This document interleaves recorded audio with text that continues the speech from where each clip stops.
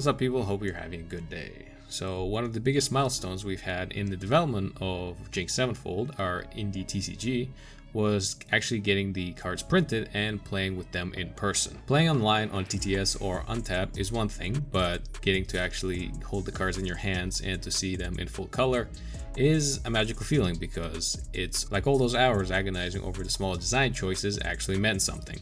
But you also see how the cards actually operate and look on the tabletop, which is an important step because that's where your players will actually be playing with them. So for cheap printing, we went with the tried and somewhat true Staples printing services. Now, since I have experience only with the Canadian version of Staples printing, I cannot speak if the Americans will have the exact same experience, so in that respect your mileage may vary.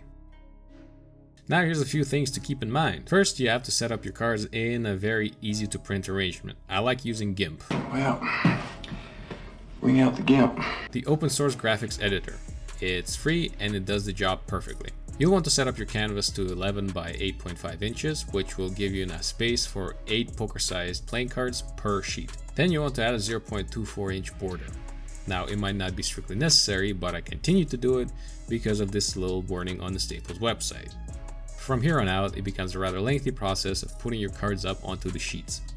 Now remember to add a bleed layer in case your prints come out a little misaligned, and also an outline for the card border so you'll know where to cut when the time comes to cut the cards out.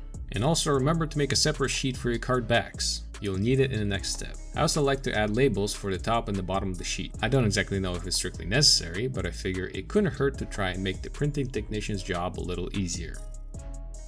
And once your sheets are set up, make sure to save them as PDFs. Don't upload PNGs to the Staples website.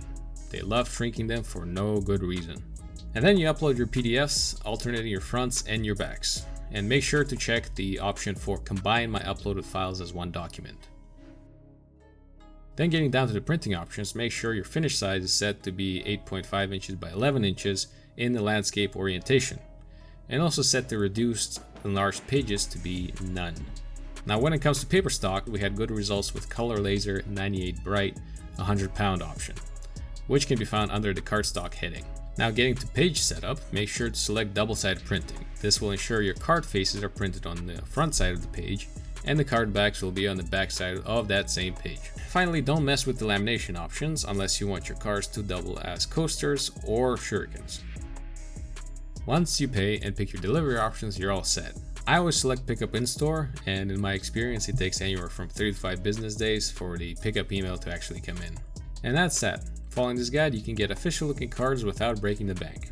Drop a comment about your own card printing adventures, give this video a like, subscribe, do all that good stuff, and I'll see you all later.